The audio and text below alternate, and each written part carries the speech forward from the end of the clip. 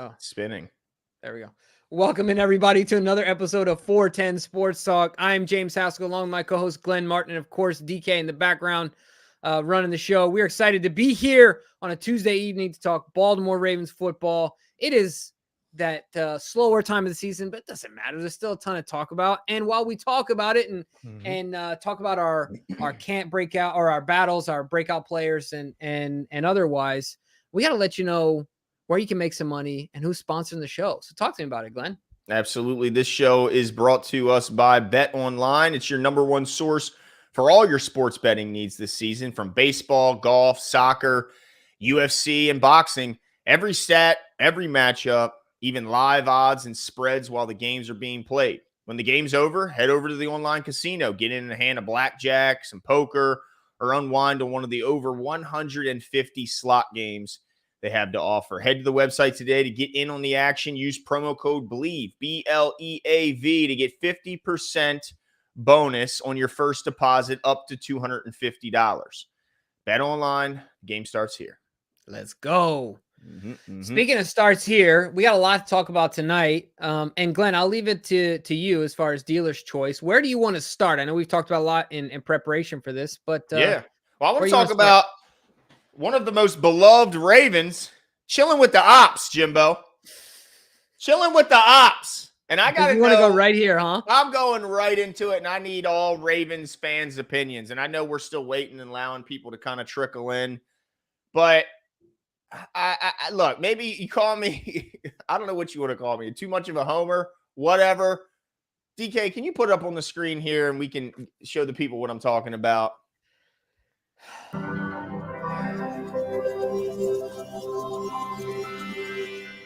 I give you a bat, man. I can't go there without no bat. Which hand is supposed to go on? You throw right? I throw right. Yeah. So you can. They go on my left? Yeah. Woo! You gotta play baseball, E? Woo! Ah, catch it.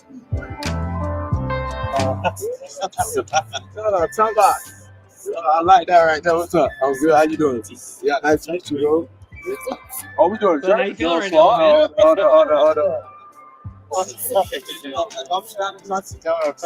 there. That's dope. That's dope. I don't like it one bit. You put that jersey where it belongs. In the trash compactor? Yes. And your sign. I have a huge problem with this, Jimbo. Huge problem with this, okay? Look. I don't mind so much Tavius Robinson, okay? Tavius Robinson's from Canada. Okay. They're the only Canadian baseball team. Okay. But Zay? You think you know a guy? I mean, come on. And look, he tweeted out, O's fans, hear me out. This don't change anything between us. Thanks to Blues. It might not change anything in your direction, Zay, but it might just in the opposite. Okay, look.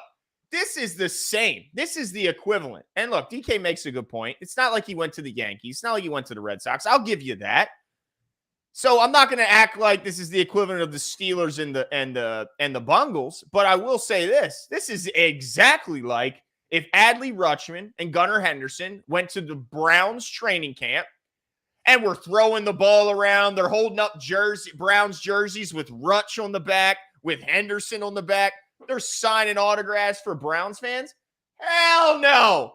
I got a huge problem with that, Jimbo. He should be with the O's, signing O's fans autographs with an O's jersey that says, Flowers on the back. What the hell is he doing in Canada hanging out with the Blue Jays? Yeah, I struggle with this one because I fundamentally agree with you. And if I were in his position, I think that I would be hesitant to do something like this. Tavius gets a bit of a pass to me. He's Canadian. I get it.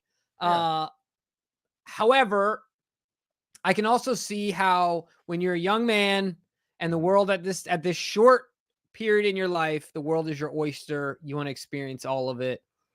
I bet you Toronto's super cool. I bet you the people were great.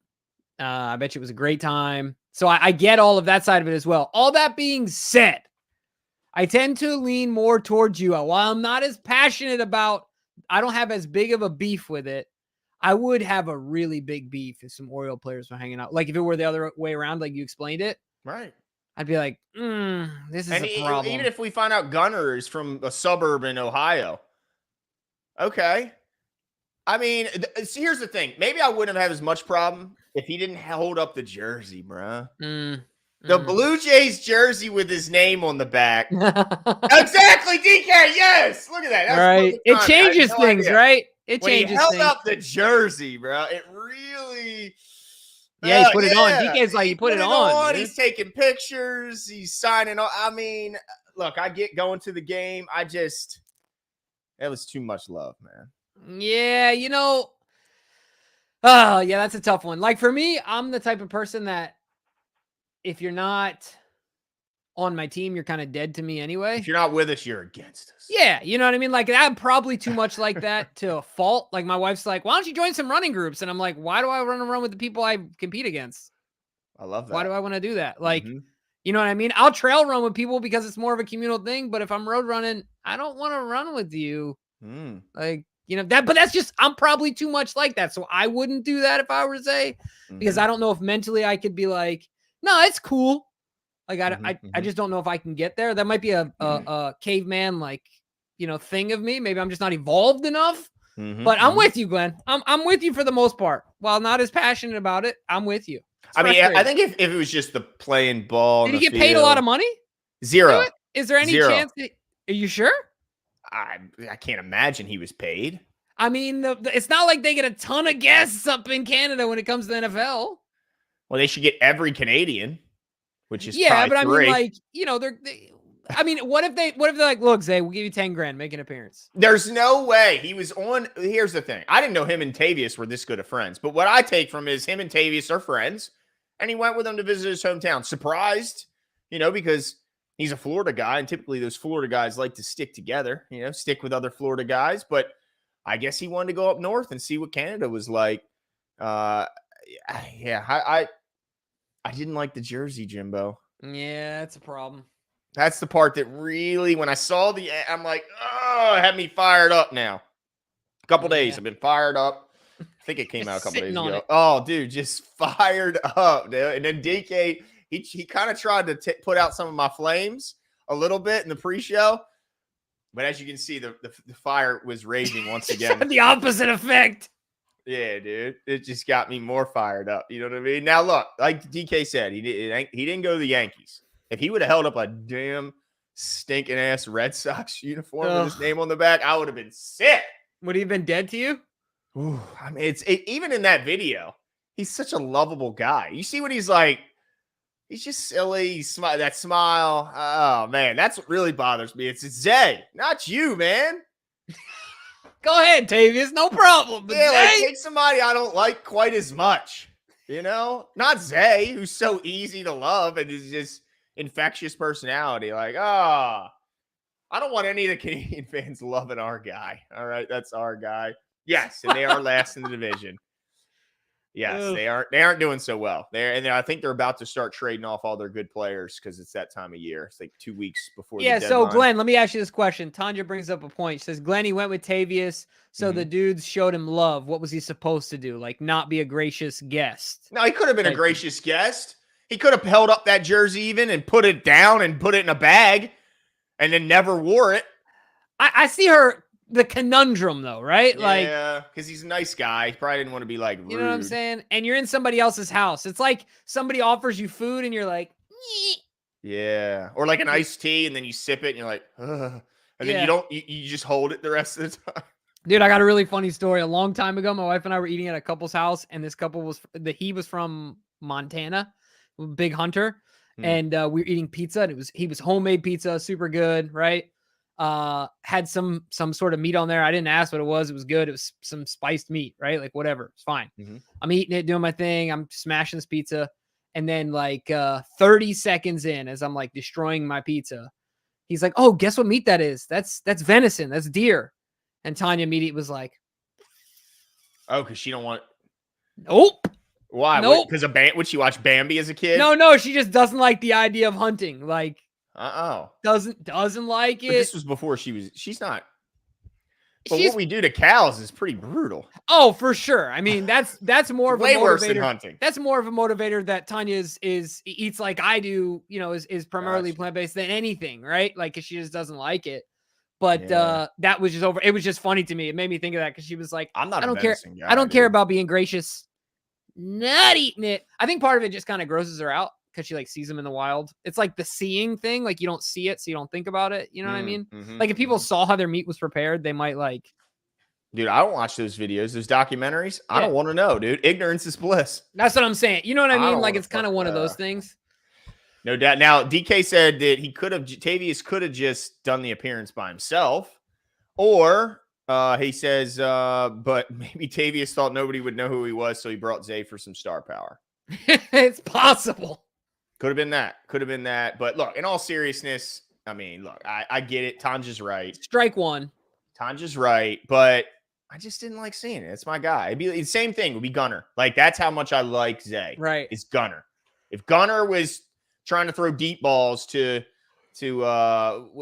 Amari Cooper, I'd have a problem with it. Okay.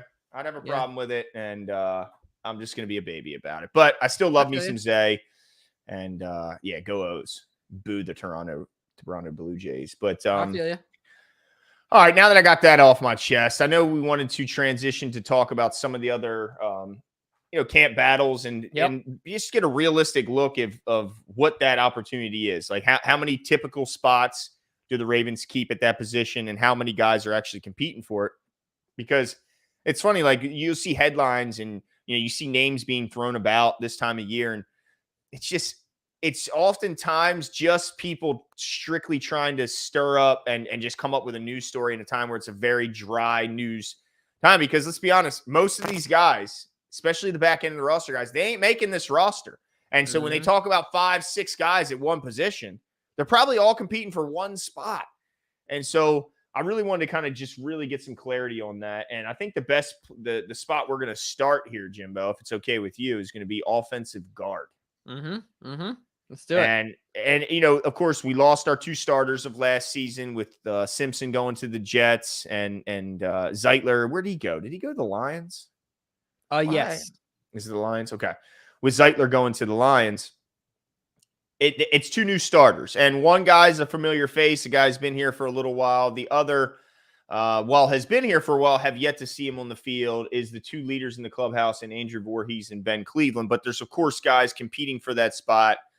So I'm going to give you a little historical data here, Jimbo, and then you tell me what your kind of thought process is there. So last season, if I look at the depth chart, I'm using Our Lads as my guide because they have archived depth charts, which is awesome. So as of October 1st of last year, I'm not going to go all the way back because you know how it is with that first roster. There's almost always quick adjustments after that initial roster. So I'm going to go October 1st.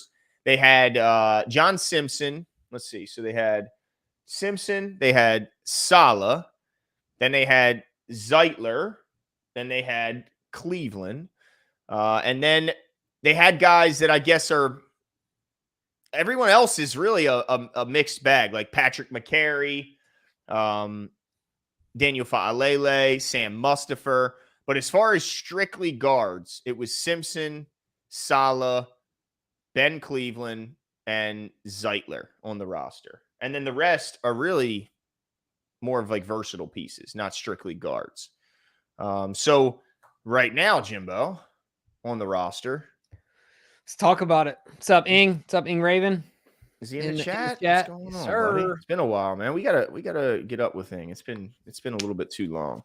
But right now, listed as guards: Ben Cleveland, Tykeem Doss, Tayshawn Manning, Andrew Voorhees, Saleh, and then McCary, but we all know who McCary is. So we had 4 dedicated guards right now as dedicated guards. It's Cleveland, Doss, Manning, Voorhees, and Saleh. 5 dedicated guards. So with that being said, you have that roster in front of you? Yeah, I got you. Okay. How you penciling this in, and who's really competing for what, Jimbo? Oh, okay. So as far as, I mean, you kind of mentioned it, but as far as the guys that are, I kind of categorize it a little bit. Like the locks, in my opinion, is a good place to start because then it allows you to decide, okay, how many real openings there are. So that makes sense. It's kind of where I'll start. Voorhees and Cleveland, in my mind, are locks at this point to make the team. Same thing with Salah. I'll count him in as a lock because he was a draft pick. Generally, the Ravens don't give up on draft picks early. We heard good things about him last year, bad things about him last year, but I think it's fair to say that he's a lock. So those are my 3 locks. Is there anyone I'm missing as far as locks go? I think that's your locks. I mean, I can't put Tykeem Doss as a lock. Can't put Tayshaun Manning as a lock. And those are the only other 2. So no, I think that's your 3 locks. And then the interesting thing is, is there any avenue for a guy like Tykeem Doss or Tayshaun Manning to make this team when in reality, because you're only going to really keep so many linemen. And with the versatility that Patrick McCary brings, he can check a lot of boxes. They're going to keep Faalele. I think that's a lock. Nick Samac is this year's Sam Mustipher in that he's the primary backup at center. Yeah, I also wonder, what are you getting as far as feedback goes? That's what I was going to ask. Is there any chance he gets an opportunity to compete at the guard spot? Samac, I guess it's a little too early to tell. You know what I mean? But that's at least another consideration that one can make at this point, right? He might get an opportunity to throw his hat in the ring.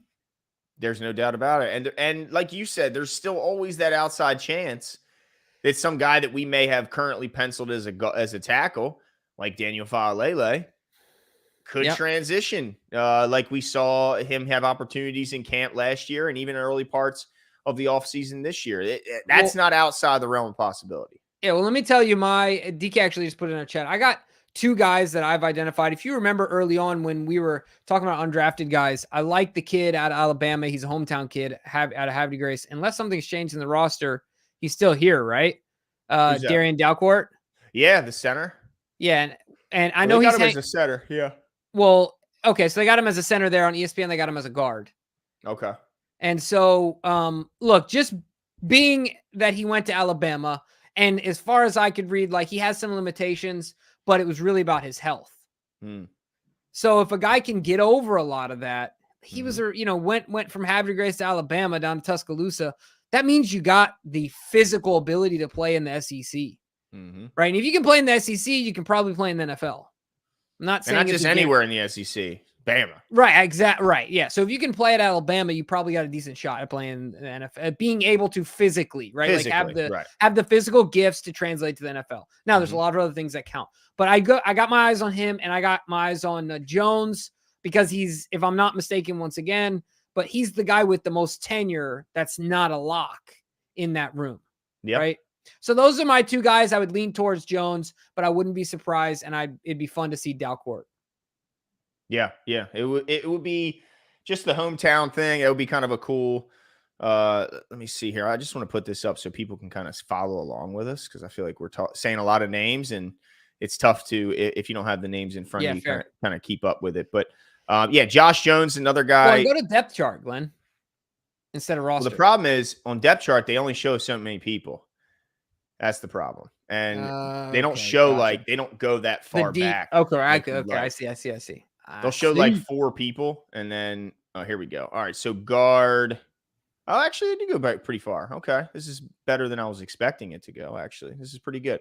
So they have Josh Jones right now penciled as the backup right guard, which to me he was brought in and labeled as a tackle, but that adds even more kind of confusion to this list and who's actually competing. But I think you're right in that Cleveland, Voorhees, and Salah are the only guard guarantees to make this roster. Now, I guess it could be possible that Cleveland could just completely pee down his leg, and I don't see any way he gets cut. But I guess it's now injuries, of course. That's a whole nother thing. But we're talking without injuries. I think it's safe to put those 3 as your guards. If I think Doss, Bullock, Manning, I just don't see any avenue for those guys to make the team. I hate to say it because you want these guys to have a chance and to compete for something, but I don't see any chance those guys make it. Yeah. I think it's strictly between Cleveland, Voorhees are the 2 starters. Salah's going to be challenging for Voorhees' spot. I'm not so sure if he's challenging, but who is realistically challenging and pushing Ben Cleveland at right guard. Is it Josh Jones? I think so. Okay. I think so. I think that's fair to say. Well, Josh Jones. Let's see what this guy's. I know he's played in the NFL. Yeah. He's got more playing experience than pretty much everyone on the team. Right. But let's see. He's 27 years old. He was a 3rd-round pick back in 2020. Massive human. Yeah, he is a massive human, but aren't they all? And he played, let's see, 1 season for the Texans after 4 seasons with the Cardinals where he was drafted.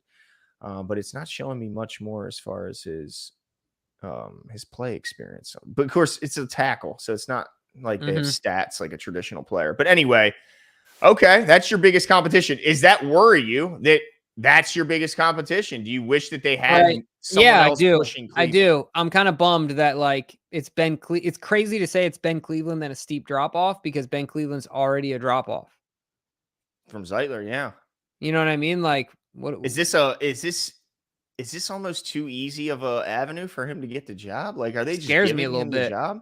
Right? When you really look at it. But we don't know. McCary could be out there. That's the thing. They have a safety valve in that, like, if it doesn't work out, Ben, all right, Pat. You know what I mean? There's always that. And don't be surprised if that happens. So he'll still have a short enough of a leash because Pat can always go out there and just do the job better. Yeah. But as you can see, guys, I mean, you hate to see it, but at this time of year, it's got to feel like almost like I don't want to say lost cause. Is that too bad? Is that too harsh of a word, Jimbo? Like, is there any, like, I don't know how there's any way some of these guys could make the roster. I mean, they'd have to play. Right. It's all about practice squad, right? I guess so. Yeah. I guess your goals have to be a little different. Yeah. Yeah. Okay. Not the journey. Right. So, yeah, it looks like it's those. Voorhees has more competition with Salah, but Definitely. even that, like, man, it just, I kind of wish they would have brought in somebody to push these guys, even if they want them to have the job, just to put a little fire under their ass. You know what I mean? It just seems like there's not a lot of competition for Voorhees or Cleveland. Right. Well, and look, if Rosengarten takes the job, we still don't know if Falele gets a shot inside. I just find it hard to believe. I mean, I hear you, but did you think he is anywhere near the athleticism that's necessary to pull and to run like that? If Ben Cleveland has it, Falele is way more of an athlete than Ben Cleveland. Moves way more athletically. There's no way you could even put him out at tackle if he didn't have. But the whole problem at tackle is he wasn't quick enough to handle the speed guys. That's what I mean. But he had, like, you would never in life put Ben Cleveland at tackle. Didn't he play a little right tackle in his rookie year? Preseason? I think he did. Yeah. But like, Glenn, how deep would you have to go in the depth chart to say, hey, Ben Cleveland, you know what I'm saying? Well, because you'd have to help him literally every single play. You know, so that's my thought is that, like, I see what you're saying. He's like borderline athletic enough to be a starting tackle, but that's the borderline starting tackle is way more athletic than, you know, in my take, than a guard. Anybody you're willing to put out on an island like that for an extended period of time. That's true. Has some movement to get it done, I think, on the inside. So, well, let's move on then, because let's do it. I think we're all kind of like, I wish they would have brought in a little bit more. Yeah, I think I would agree. That's a common sentiment over here. You want to talk about corners? Yeah, let's switch to corner. Corner. Let's see. Say that. Oh, look at that. Okay, so this is pretty cool. This is our lads, and they do a good job. So this is the depth chart as of 10-1 in 2023 last year. They need a new name for their website. I know they've been around forever though. These are one of the OGs. The best name you could come up with. Yeah, I know. I don't even know. Just use a name simulation website. You could have done better than that. Anyway, all right, let's do it. Sorry. All right, so last year, Marlon Humphrey was the starter, and Ronald Darby across from him, Rocky Sin, Brennan Stevens, Jalen Armour-Davis, and Kevon Seymour. And then enlisted in the slot. Now, this is kind of interesting because they got Kyle Hamilton listed as a nickelback, when really I would put Arthur Marlette in that category, but I'm putting Kyle Hamilton with the safeties. I'm sorry. Yeah, I agree. And so with that being said, let's see. That's Darby, then Marlon, then Rock. So it's 3, 6, 7 corners is what I see, right? Is that what you see too? 2, 3, 4, 5, 6, You said 7? Yep. Name them. I got Seymour, Stevens, Humphrey, Darby, Rock, Armour Davis. And Arthur Mollett is at the bottom. Oh, and Arthur Mollett. Correct. Yeah. So they got 7 corners, and typically it's 6 or 7 is what they keep. And it really depends on how many safeties and the versatility that they have at safety that determines that. So let's say they keep 7, which is on the high end, but let's just say they keep 7. From this group, what they currently have, Stevens, Wiggins, and Tampa, those are all 3 locks, right? Is that okay to say? Yeah. All right. So we got 3 locks right there. I think Marlon's a lock. Yeah. If for nothing else, his salary. Yeah. So I'm up to. Oh. Yes, he's a lock for his salary. But he's a lock because Marlon Humphrey is a damn good football player, Glenn. Oh, yeah, he's a good player. But I'm saying, even if you don't, because I know there's a lot of people who are like, I'm not buying into it. Right. But even if you aren't, just his salary means he ain't going nowhere. Yeah. What do you think, Pepe? You think Pepe's a lock? Because he wasn't on that last list because he was on IR.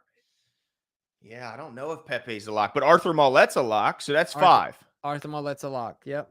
So I'm at 5 locks with Stevens, Wiggins, Tampa, Mollett, and Humphrey. So there's only 2 spots left for Armour Davis, Trayvon Mullen, Christian Matthew, Kadar Holman, Pepe Williams. Is that all? Let me just make sure under the roster, because sometimes in a position group like this, they can just run out of spots on the depth chart. So I got a feeling there's more corners on this roster. But even if it's just those, that's 5 guys. I'm up to right now. Okay, here we go. Almost there. There we go. Corners. Yeah, Mullen. I think it's not as many. I think it is. Oh, who is this? Bump Cooper. Oh, see, you're right. So that's another one. So we got we can bump him right off the roster. Yeah, Bump. Oh, that's messed up, bro. That's messed up. All right, so we got him on the depth chart. Oh, Trey Swilling. He wasn't on there. So that's another one on there. All right, so we have 7 guys competing for 1 or 2 spots. 1 or 2 spots. Now, I guess Pepe it's Armour Davis and it's Pepe. Right. So then what the heck is Bump doing? What's Kadar doing? Special teams. Well, I guess no, because that would still, they're still going to take the guys that are on special teams into count of the 7. So, yeah, that's not even a thing. Practice squad is, I guess, your only hope. And an injury. Yeah, that's it. But yeah, I don't see a ton of movement in this room. It's going to be filled with players we're familiar with and rookie draft picks. Yeah, because there's Jalen Armour Davis is healthy. He makes the team. If he's not, then that's a different story, and he hasn't been. But if he's healthy, he's good enough to make the team. Same with Pepe Williams. It's the only issue has been his health.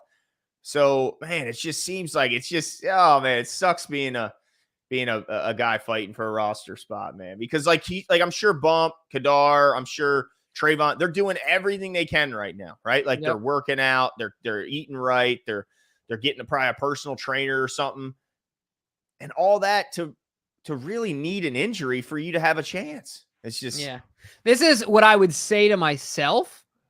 I would say the odds aren't great, but most likely along your journey, you've probably overcome worse odds. Yeah, that's true. I would try and keep that in perspective. The odds aren't great, but I've probably been successful with worse odds. Well, we all started with pretty tough odds.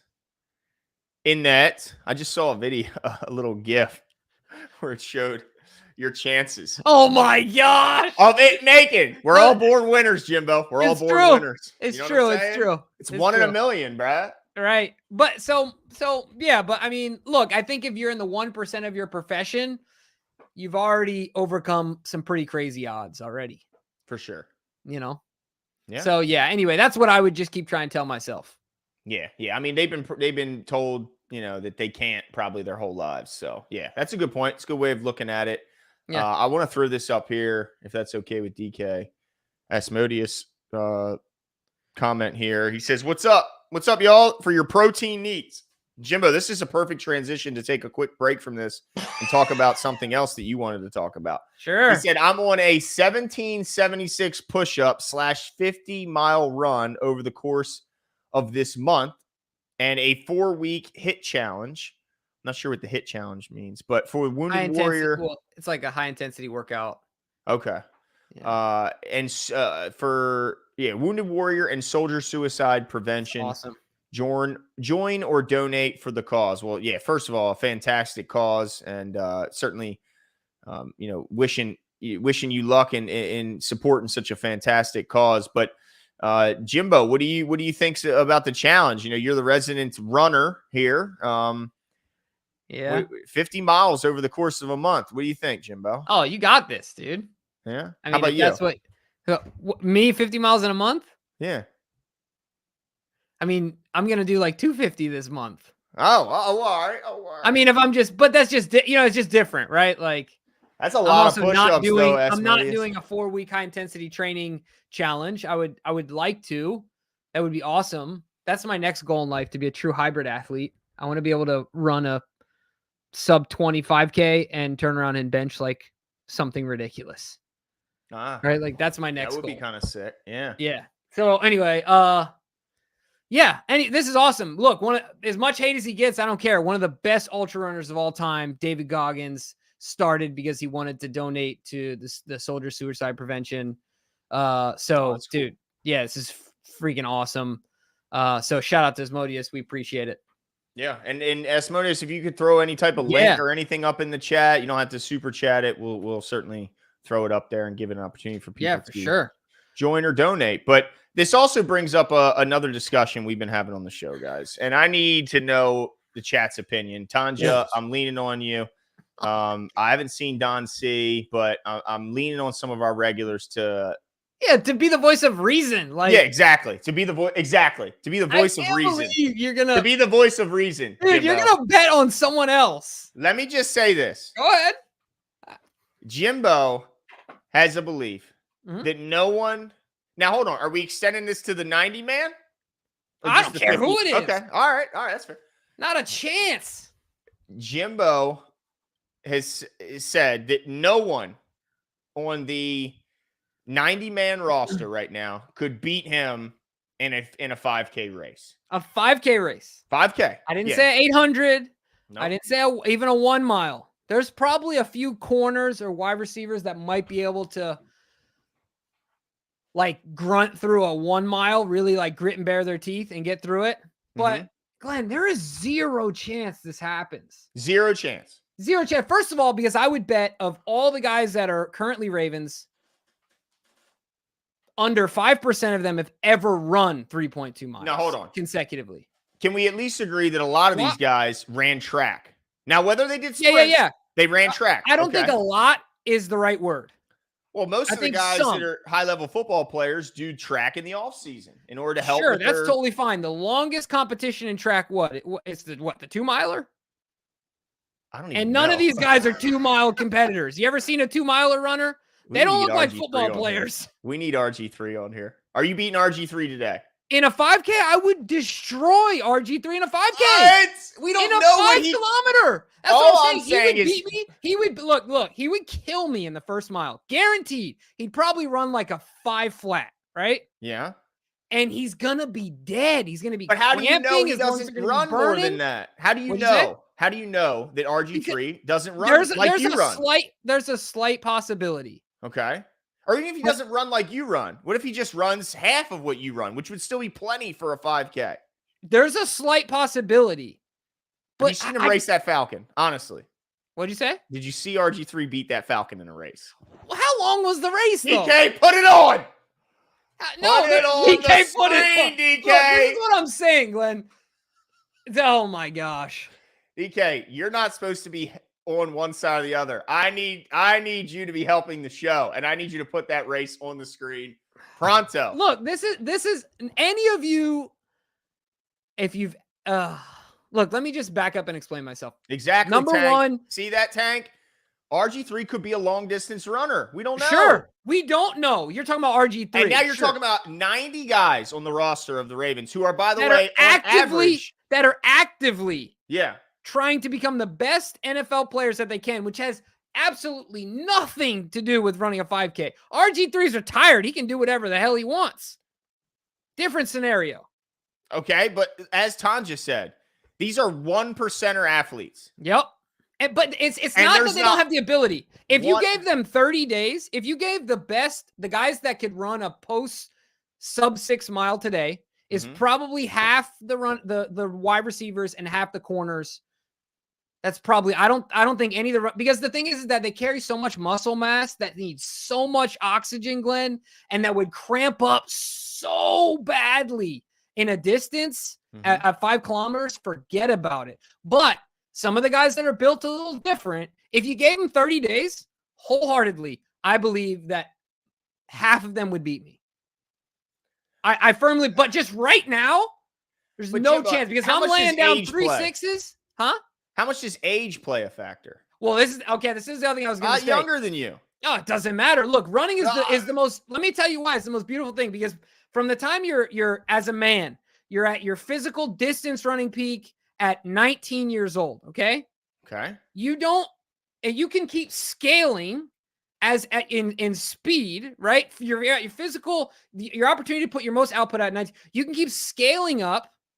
And then at the same pace that you scale up, you scale down. So I'm butchering the math here. But what I'm trying to say is that for me. I'm not that smart. At 60, so if you scale up year over year from 19 and then start at a certain age to scale back down, by the time you're 64 years old, speed-wise, you can have the same output as a 19-year-old if you are a well-trained runner. Absolutely, dude. At look, the same time that you were at 19. No. Anybody, all of us. Yeah. But look, dude, there's a 55-year-old, fastest 55-year-old in the world. Just ran about 1 of 1. I'm talking 211 marathon. He splits like a 5:20. He's 55. He's double me almost. I mean, I hear you. I'm telling you, dude, there's no chance that any of these guys are putting down. They're high-level competitors too. They are high-level competitors. But think about it. How much does that competitive side go? I'm pushing through the pain I'm putting my body. But if your hamstring cramps, you're done. If your lungs are burning, what are you going to do? You run. I'm telling you, dude, Is Justin Tucker your scariest competition? No, I think I would be most nervous about Nate Wiggins. Because he's so thin. Okay. So thin. Yeah. That his extra weight on that. Yeah, his economy of movement has to be stupid. Right? Yeah. Like he's just got to move so effortlessly. But look, dude, Sean thinks Tucker would be good too. Look at that. You see that? Anyway, I feel very confident, Glenn, very, very confident that no guy right now off the streets from the Ravens is going to beat me in a 5K. In a mile race, a lot of guys would probably beat me. But I'm telling you, dude, mile 3. You're beating Zay, no questions asked, easy. Yeah, for sure. Because look, he's just not doing it. He's not doing it enough. It's the experience of the thing. He'll get to 2 miles and he'll be. Do you think these guys do cardio? What do you think their cardio is for one of the most like their routine? They never run a mile consecutively, guaranteed. Never. No chance. Yeah. Like no chance. They're doing sprints. They're doing explosive Nate Wiggins stuff. is beating you though, for real. Honestly. No. Right now, he's not beating me right now. If you gave him 30 days, how big of a lead is he going to have if he just tears ass off? 1 mile? So how fast do you think he can run 1 mile? Realistically. 6. What'd you say? Sub 6, dude. I'm running a 5:30. How much faster is he running 5:30? He's running 4:30. No, I have no idea. But all I'm saying, that's what I'm saying is we just don't know. Look at Zay running up that hill, dude. Yeah, but what happens after the hill? That's what I'm saying. He takes a little rest. At the top of the hill. Not much. All I'm saying is that I do think there are some guys that would probably beat me 1 mile to maybe 2 miles. Dude, that 3rd mile is a different monster. Okay. All right. That's all I'm saying. We're going to have a next time we have a player on, I'm going to ask him. Okay. Oh, for sure. Okay, let's see the Hawk, DK. I ain't worried about RG3's retired ass. This guy. He's beating this guy? In a 3-mile race. Glenn is so gaslighting this whole thing. Bruh. How fast is the Hawk? Look, what is he running? Let's see. All right, so far, Tame of the Hawk, he's gliding to a victory. Okay, the Hawk doesn't even know he's racing, obviously. I think the Hawk won. It looked like never seen the Griffin before. It looked like to me the Hawk won. I didn't go early. He ain't never seen the Griffin before. Half flying, and he's half doing this in a suit. Now listen. No, are you okay, Hamilton? Everything's good. I think the Cowboys just called me. First of all, no one's calling you. You're still working here with me. And Susie, I don't know who won. There's a very small chance. We all won because RG didn't get hurt. That I beat him in a 1 mile right now. There's a very, very small chance of that. I don't know. He might not be able to lay down a 5:30, but I would bet that he could probably like grit his teeth and get through a 5:30 mile. I don't know. But all I'm saying is that, dude, I'm telling you, it's a different monster. You get 3 miles in, you get 2.5 miles in. Well, Alex Cordova says he's beating you. Alex, you better stop, bro. Look, I tell you what, Alex back in his cross-country days would kick my trash in a 3-mile race. But not today. Nah, not a chance. Today. He knows it. Okay. Right. No, if he trained for it, he could beat me. All right. Okay. Anyway, I'm sweating over here, dude. I love that. Get fired up, dude. We need to bring one of these guys out here. Look, they're going to say it's like they're going to be like 12 laps. We're doing 12 and a half laps around the track. What? Yeah. Well, and that's like a walk in the park, distance-wise for me. I think we need to start challenging Ravens publicly on X, on Instagram. Let's go. And make it a live stream. You know what I mean? And this would be the problem, though, Glenn, for them. If we start challenging them, and I'm purposefully training for this thing to not be embarrassed. Yeah, you might mess up what they got going on because then they might have to train. Well, and they're not going to train for it because it's their actual job. But I would train for it for the sake of my dignity, right? I got Cole Jackson dusting your ass. Ain't no way Lamar Jackson would look at this thing like, why am I doing this? Oh, Cole, stop. You got the wrong Jackson. I'm talking Cole Jackson, the Canadian brother. That's right. You're in trouble, dude. And I'm going to give him some nipple tape so he don't have to bleed through his shirt. Okay? Okay. Hey, look, I'll take that bet. All right. Well, we're going to have to set something up, man, because this is crazy, dude. This is the top 1%. Yeah, okay, athletes. But look, if I qualify for Boston, am I not the top 1% of the 1% of people in the world that run a marathon? If you do.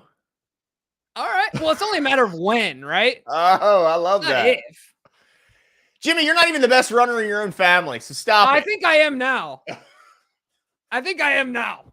Low key. This is the last thing I'll say. My uncle was talking to me about my sister the other day and how fast she used to run, and I wanted to be like, bro, you know how much longer and faster I run than that woman? I love my sister to death. She's an incredible runner. I think I'm the best runner in the family now. Okay. All right. We'll see what Henry has to say about that. That's true. Henry's going to kick ass. Let's see what Henry has to say. Way too lean, dude. He's going to be right. No doubt about that. He's got to still knock off the baby fat, though. He's got a little bit of baby fat. You got to knock that off. Oh, you haven't seen him lately. I wish he had more baby fat. Oh, is he cut up? Dude. Got you. All right. Well, where should we go next, Jimbo? All right. Well, let's get into safety. Safety. What else did we have? Not fun enough. Well, we talked a little bit of wide receiver already. Yeah, if you guys want to check out the wide receivers, I guess what I would say is go back to our last video. Really, there's only one spot, right? Yeah, there's one spot open, and it's going to be Tylan Wallace. Let's be honest. Well, I think Tylan is the 5th guy, right? We got, let's see, Bateman, Aguilar, Flowers, Devontae Walker, and yeah, Tylan Wallace is the 5th guy, right? Am I missing someone? Yeah. Aguilar. Well, and we talked about Deontay Hardy, but we didn't put him in as a lock. No, I'm not willing to. But yeah, no, he's the 5th guy, Tylan Wallace. Yeah. So the 6th guy is anywhere between Malik Cunningham, Deontay Hardy, Kadir Ismail, Keith Kirkwood, Sean Ryan, Dayton Wade, Isaiah Washington is the competition for one single spot.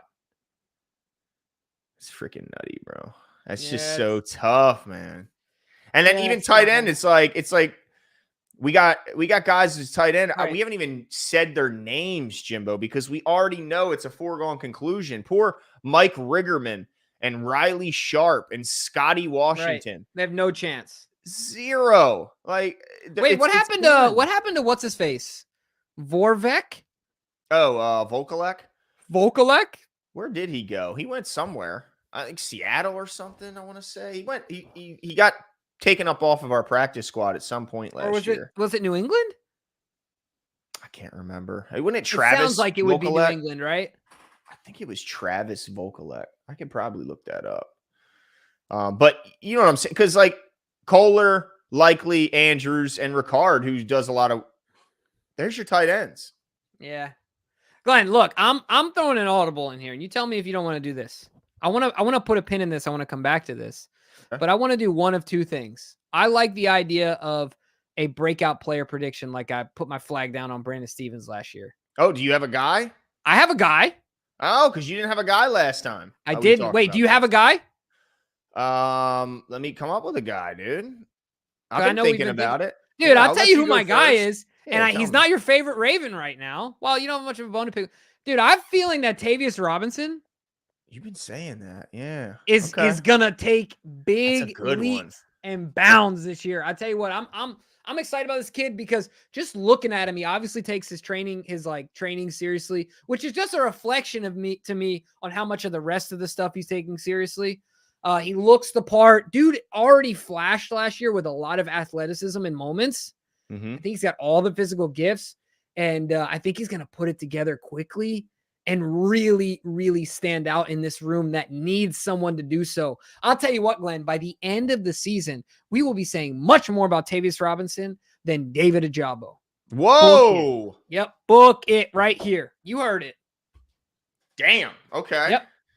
Well, see, now you've kind of backed me in the corner because that's a really good one because it's so not a guy. Like, I could sit here and say Voorhees. I could say Rashad Bateman. I could even say Adafe Owe. But those aren't, like, good ones, right? So, to me, here's mine, okay? And it's early. He's young. But I think TJ Tampa is going to be a huge impact player in our secondary. I've heard his name brought up a lot. We talked to Tez Walker. He talked about the physicality he brings to the position. And I think people are underselling what he's going to bring to this group. We know that it needs to be a big year for Marlon Humphrey. And we know what we got from Brandon Stevens, and we expect him to build on that. And Nate Wiggins is the first-round pick, so he's going to be obviously a big-time contributor. But I think TJ Tampa is going to be right up there when it comes to snap counts with Nate Wiggins, because I think TJ Tampa is just so NFL ready from a physical standpoint. And his length makes up for that lack of speed. His physicality makes up for his, lack of top end speed. It just didn't show up a ton when I watched the tape that I watched, that he's just, he can't, he's always chasing. No, because he's so good at disrupting you at the line of scrimmage that you oftentimes you don't get that release to get away from him. He just gets his hands on you. And you just do you think they'll have issues translating that to the NFL? I don't think so, because I think what's great about the Ravens defense especially is that they just put you in a perfect position of what they think you can do right now. And we'll let you keep working on the stuff that you struggle a little bit more in practice. And then we'll slowly work that into your game as we feel more comfortable. But I think they're going to put him in a specific situation, which I think is outside. I think he's going to do a ton of work on the outside. I think they're going to let Marlon be more of an inside guy. And, yeah, watch out for TJ Tampa making an impact. But I love that Tavius Robinson one. I think there's so many guys that we could look at. But, man, and you have been mentioning him lately. That's a good one. If you're right about him too, Jimbo. Dude. Yeah, I'm feeling good about him. But I like your pick too. Anyone offensively comes to mind? Like a guy, I'm way early out on this one. But Travis Jones is a great one from DK. That's a great one, DK. Yeah. And you know what's crazy? I feel like no one's talking about Michael Pierce. Like the fact that he's still here and that's a thing. He's healthy like, all last year. You know what I mean? Like, do you think people look at that as like there's no way he can be healthy again? Nah. I mean, I guess that's true. I don't look at it that way. Right. But I see what you're saying. Maybe other people are. But offensively, though, I just want to mention, dude, since we've interviewed Dayton Wade, and the way that Pat Ricard talked about him. Oh, no, I love that guy. Like, I'm really hoping he flashes. No knock on Tez. Like, I love the interview we did with Tez, too. But, like, as far as a guy that's more off the radar, right? Because like Tez's draft pick, expect to make team, things like that. But man, Dayton Wade could splash. He could. And he looks like the type of guy we might, I don't know. There's a lot of smaller guys on the team, but not a lot of guys that, in my opinion, play the type of role he would play. Like Tylan Wallace is a smaller guy, but I don't think he's like Dayton Wade. That's what I'm saying. There's something about the kid. He's not the fastest. He's obviously not the tallest. He's not the biggest, but he's got incredible hands. He seems to have really great body control, sense of space. He uses every single inch of his body as far as the size that he does have. He's committed to the football. He seems, to really love the game, and he's got it in here in my mind, right? Like he said, see ball, get ball, and it's that simple to him. Whew, I can see this kid doing something. He gets me excited. Yeah, the wide receiver position in general, man, with the hype that surrounding Malik Cunningham since his position change. Yeah. I keep hearing Sean Ryan being reminded, reminding us like, hey, I'm here. I'm a big guy. I'm a big target. I'm a guy who fits the body size of what you guys kept saying you needed. The missing piece is a big guy. I'm in here. I'm a big guy. And I know that Jeff Zrebiec just kept mentioning him throughout his training camp notes as well as a guy who's been making plays. So, yeah, it's gonna be interesting. But do you find it easier to pick a guy on defense than offense? I mean, to me, it looks way easier. I feel like right now it is because we have so many returning players on offense. I feel like we kind of got diced up on defense a little bit. That's a good point. Now, I guess Trenton Simpson would have been a decent prediction. That's where I thought you were gonna go. Yeah, I got high hopes for him. I do got high hopes for him, but I think I just wanted to go deeper. I wanted to go deeper. Yeah, that's fair. Robinson, that's a good one, and I really do believe in TJ Tampa. I think he's going to be a stud. We got to get him on the show, dude. We got to get him on the show. What's up? Yeah, we do. We got to get TJ Tampa on the show. But I think that's where we're going to end it tonight, and we're going to continue the position battles in the next show. Yeah, if that's cool with you. Yeah, I'm down. That's yeah. And then what we'll do is we'll do that. I love the breakout players. Also, what we're going to do is if you could have one player from any team in the NFL add to the Ravens roster, we're going to make our picks. Amongst other things, Jimmy said he's going to pick Pat Mahomes, guys. No, I did not. I did not. You guys know me well enough to know that I'm no. I'm not. I'm way too tribal. He said, "I'll trade Mark Andrews right now for Travis Kelce and not even think twice. Chance. Not even think twice." And I'm the one that's here and saying, I think Mark Andrews is better than Travis Kelce. I don't care how crazy I sound. I don't care. I think he's better. I don't think it's crazy at all, dude. I don't care what people say. It doesn't matter to me. But anyway, yeah, that's it for us. Stirring up trouble right as we're about to sign off. I love that. See ya. See ya.